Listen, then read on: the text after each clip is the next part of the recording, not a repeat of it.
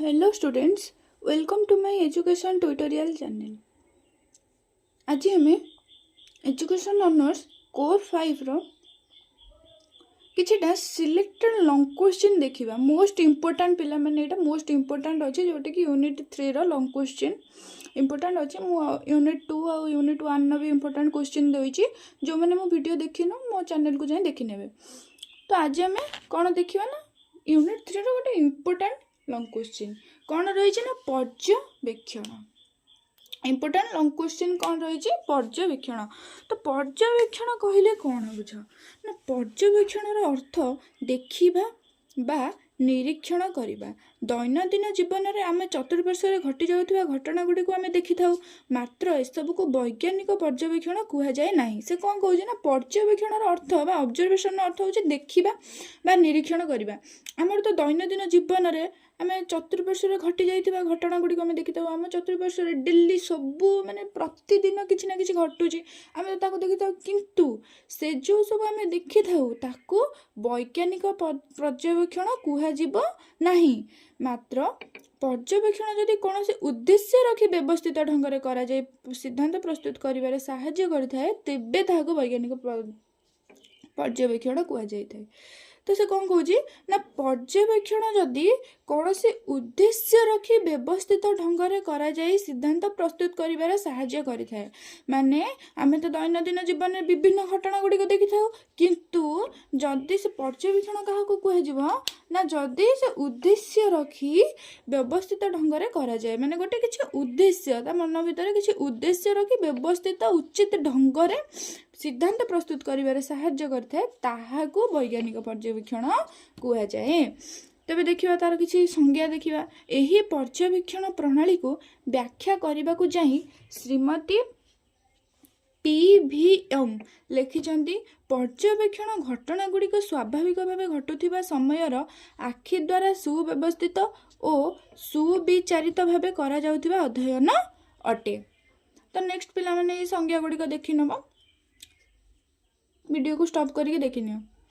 तापर देखिबा कोना उपरोक्त संज्ञा गुड़िकर स्पष्ट होता है जे पर्यवेक्षण कौन से व्यक्ति द्वारा कुहा जाउथिबा बा सुना जाउथिबा कथा उपरे विश्वास न करी स्वयं घटना देखी एवं बुझी ताहाको वर्णना करिबा उपरे गुरुत्व देइथांती। मात्र केवल कौन से घटना को देखिबा बुझिबा प्रणाली को पर्यवेक्षण कुहा जाए न थाए बरं घटना को अवलोकन करी ता मध्य कारण एवं परिमाणर संबंध को अन्वेषण करने आवश्यक होता है। गवेषक प्रत्यक्ष अप्रत्यक्ष भाव पर्यवेक्षण करथांती मात्र घटना गुड़िक घटुथिबा समय रे तार उपस्थिति अत्यंत आवश्यक एथिरो स्पष्ट होता है। जो पर्यवेक्षण प्राथमिक सामग्री को एकत्रित करने एक महत्वपूर्ण पद्धति। तो हमारा पर्यवेक्षण जो हमारा पर्यवेक्षण मेनली पर्यवेक्षण कहले कौन बुझ ना व्यक्ति कुहा जाउथिबा बा सुना जाउथिबा कथा उपरे विश्वास न करी स्वयं देखि थाए स्वयं देखि बुझी थाए ताको वर्णना करी गुरुत्व दे थांती ताहाकू पर्यवेक्षण कुहा जाए। तो पर्यवेक्षण पिला माने बुझिला पर्यवेक्षण होचे देखिबा बा निरीक्षण करिबा स्वयं देखिबा बा निरीक्षण करिबा को मेनली पर्यवेक्षण कुहा जाए। तो नेक्स्ट कौन देखिबा ना नेक्स्ट अछि हमर पर्यवेक्षणर गुण बा वैशिष्ट्य। पर्यवेक्षणर गुण बा वैशिष्ट्य कौन रही ना मानव इंद्रिय गुड़िकर पूर्ण उपयोग। मैं तो कहली पर्यवेक्षण कौन ना मानव इंद्रिय गुड़िकर पूर्ण उपयोग करिथाए। पर्यवेक्षण प्रणाली रे मानवर इंद्रिय तथा आखि कान पाटी इत्यादि पूर्ण उपयोग करा जायथाए। मात्र दर्शन इंद्रियर भूमिका अन्य मानक ठारू बेसी अटे। पर्यवेक्षण रे हमर मानवर तो इंद्रिय गुड़िक जो रही आखि कान पाटी इत्यादि पूर्ण उपयोग करा जायथाए किंतु देखिबार भूमिका को अन्य मानक ठारू बेसी गुरुत्वपूर्ण अटे। देखिबा जेहेतु पर्यवेक्षण होचे हमर देखिबा देखिले जाई स्वयं देखिले आमे पर्यवेक्षण करिबा ना तो प्रथमे आखि को बेसी गुरुत्व दिया जायथाए। पर्यवेक्षण एक उद्देश्यपूर्ण और सुविचार विधि। पर्यवेक्षण पद्धति रे प्रथमे अध्ययन उद्देश्य विचारपूर्वक स्थापन करिबा परे ही पर्यवेक्षण आरंभ होता है। एही दृष्टिरु पर्यवेक्षण साधारण निरीक्षण ठारू भिन्न। प्रत्येक व्यक्ति आखि ଖୋଲିଥିବା ଯାଏ କିଛି ନା କିଛି ଦେଖିଥାଏ, ମାତ୍ର ବୈଜ୍ଞାନିକ ଦୃଷ୍ଟିକୋଣରୁ ଏହାକୁ ପର୍ଯ୍ୟବେକ୍ଷଣ କୁହାଯାଏ ନାହିଁ। ଏଣୁ ଏକ ଉଦ୍ଦେଶ୍ୟପୂର୍ଣ୍ଣ ଓ ସୁବ୍ୟବସ୍ଥିତ ନିରୀକ୍ଷଣ ହେଉଛି ପର୍ଯ୍ୟବେକ୍ଷଣ। ତ ପର୍ଯ୍ୟବେକ୍ଷଣ କ'ଣ ନା ଉଦ୍ଦେଶ୍ୟପୂର୍ଣ୍ଣ ସୁବିଚାର ବିଧି। ତ ଆମର ହେଉଛି ପର୍ଯ୍ୟବେକ୍ଷଣ, ଆମର ତ ପ୍ରତ୍ୟେକ ବ୍ୟକ୍ତି ବିଚାରପୂର୍ବକ ସ୍ଥାପନ କରିବା ବେଳେ ପର୍ଯ୍ୟବେକ୍ଷଣ ଆରମ୍ଭ ହୋଇଥାଏ। ଏ ଦୃଷ୍ଟିରୁ ମାନେ କ'ଣ ଆମର ମାନେ ଆମେ ଜୀବନରେ ଦୈନନ୍ଦିନ ଯାହା ବି ହେଲେ କିଛି ନା କିଛି ଦେଖୁଛେ, ତ ତାକୁ ବୈଜ୍ଞାନିକ ଦୃଷ୍ଟିରେ ପର୍ଯ୍ୟବେକ୍ଷଣ କୁହାଯିବ ନାହିଁ। ପର୍ଯ୍ୟବେକ୍ଷଣ କେତେବେଳେ ସେ ହେବ ନା ଯେତେବେଳେ ଉଦ୍ଦେଶ୍ୟପୂର୍ଣ୍ଣ ହେବ। ସେଇ ଯେଉଁ ଆମେ ଘଟଣା ଗୁଡ଼ିକ ଦେଖୁଛେ ସେ କିଛି ଉଦ୍ଦେଶ୍ୟପୂର୍ଣ୍ଣ ଯଦି ଘଟଣା ରହୁଛି ତାହେଲେ ତାକୁ ଆମେ ପର୍ଯ୍ୟବେକ୍ଷଣ କହିଥାଉ। ନେକ୍ସଟ ହେଉଛି ପର୍ଯ୍ୟବେକ୍ଷଣ ଶିକ୍ଷା ମନୋବିଜ୍ଞାନର ହେଉଛି ପ୍ରତ୍ୟକ୍ଷ ପଦ୍ଧତି। ପର୍ଯ୍ୟବେକ୍ଷଣ କ'ଣ ନା ଶିକ୍ଷା ମନୋବିଜ୍ଞାନର ପ୍ରତ୍ୟକ୍ଷ ପଦ୍ଧତି। ନେକ୍ସଟ ହେଉଛି କ'ଣ ପର୍ଯ୍ୟବେକ୍ଷଣ ଏକ ବୈଜ୍ଞାନିକ ପଦ୍ଧତି ଅଟେ। ଏହାଦ୍ୱାରା ଏକତ୍ରିତ କରାଯାଉଥିବା ତଥ୍ୟ ଗୁଡ଼ିକ ଅଧିକ ବିଶ୍ୱାସଯୋଗ୍ୟ ହୋଇଥାଏ, କାରଣ ଅଧ୍ୟୟନକର୍ତ୍ତା ନିଜ ଆଖିରେ ଦେଖୁଥିବା ତଥ୍ୟକୁ ସୁନିୟୋଜିତ ଉପରେ ସଂଗ୍ରହ କରିଥାନ୍ତି। ପର୍ଯ୍ୟବେକ୍ଷଣ କ'ଣ ନା ଗୋଟେ ବୈଜ୍ଞାନିକ ପ୍ରବୃତ୍ତି ଅଟେ। କ'ଣ ପାଇଁ ନା ସେ ଯେଉଁ ପର୍ଯ୍ୟବେକ୍ଷଣ ଦ୍ୱାରା ଯେଉଁ ସବୁ ତଥ୍ୟ ଗୁଡ଼ିକ ଉପଯୋଗ କରାଯାଏ ସେ ହେଉଛି ଗୋଟେ ବିଶ୍ୱାସଯୋଗ୍ୟ ହୋଇଥାଏ, କାରଣ କ'ଣ ନା ଅଧ୍ୟୟନକର୍ତ୍ତା ନିଜେ ଆଖିରେ ଦେଖିବା ତଥ୍ୟକୁ ଉପଯୋଗ କରିଥାନ୍ତି, ସେଥିଲାଗି ସେ ହେଉଛି ଗୋଟିଏ କ'ଣ ବୈଜ୍ଞାନିକ ପ୍ରବିଧି ଅଟେ। ନେକ୍ସଟ କ'ଣ ପର୍ଯ୍ୟବେକ୍ଷଣ ଘଟଣା ଗୁଡ଼ିକର ସୂକ୍ଷ୍ମ ଅଧ୍ୟୟନ କରିଥାଏ। ପର୍ଯ୍ୟବେକ୍ଷଣ ଘଟଣା ଗୁଡ଼ିକର ସୂକ୍ଷ୍ମ ଅଧ୍ୟୟନ କରିଥାଏ। ଏହାଦ୍ୱାରା ଗଭୀର ଅଧ୍ୟୟନ କରି ଘଟଣା ଗୁଡ଼ିକର ପ୍ରକୃତି, ପାରସ୍ପରିକ ସମ୍ପର୍କ ଇତ୍ୟାଦି ଜାଣି ହୋଇଥାଏ। ନେକ୍ସଟ କ'ଣ ପର୍ଯ୍ୟବେକ୍ଷଣ କାରଣ ଫଳାଫଳ ସମ୍ବନ୍ଧକୁ ସ୍ପଷ୍ଟ କରିଥାଏ। ଏହି ପଦ୍ଧତି ଦ୍ୱାରା ଘଟଣା ଗୁଡ଼ିକର କାରଣ, ଫଳାଫଳ, ପରିଣାମ ସମ୍ପର୍କରେ ଜାଣି ହୋଇଥାଏ। ଯେହେତୁ ମୁଁ କହିଲି କି ପର୍ଯ୍ୟବେକ୍ଷଣ କ'ଣ ନା ଯେଉଁମାନେ ନିଜ ଆଖିରେ ଦେଖି ସେ ଯେହେତୁ ତଥ୍ୟ ଗୁଡ଼ିକ ସଂଗ୍ରହ କରିଥାନ୍ତି ବା ପର୍ଯ୍ୟବେକ୍ଷଣ କରିଥାନ୍ତି ତା କାରଣ ଫଳାଫଳ ସମ୍ବନ୍ଧରେ ସ୍ପଷ୍ଟ କରି ହୋଇଥାଏ। ସେ ଯେଉଁ ପର୍ଯ୍ୟବେକ୍ଷଣ ସେ ନିଜ ଆଖିରେ ଦେଖିଲେ ସେ କ'ଣ ପାଇଁକି ହେଲା, କ'ଣ ପାଇଁକି ସେ ଘଟିଲା, ତ ସେ ନିଜେ ଜାଣିପାରିଲେ ନା, ତ ସେ କାରଣ ଫଳାଫଳ ସମ୍ବନ୍ଧକୁ ସ୍ପଷ୍ଟ କଲା। ତ ନେକ୍ସଟ କ'ଣ ପର୍ଯ୍ୟବେକ୍ଷଣର ପ୍ରକାର ଭେଦ।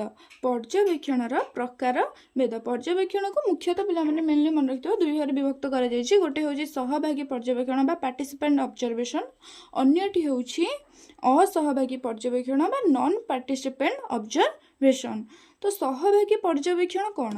ଯେତେବେଳେ ପର୍ଯ୍ୟବେକ୍ଷକ ସମୂହ ମଧ୍ୟରେ ଅଳ୍ପ ବହୁତ ଅନ୍ତର୍ଭୁକ୍ତ ହୋଇଥାଏ ସେତେବେଳେ ଏହାକୁ ସହଭାଗୀ ପର୍ଯ୍ୟବେକ୍ଷଣ କୁହାଯାଏ।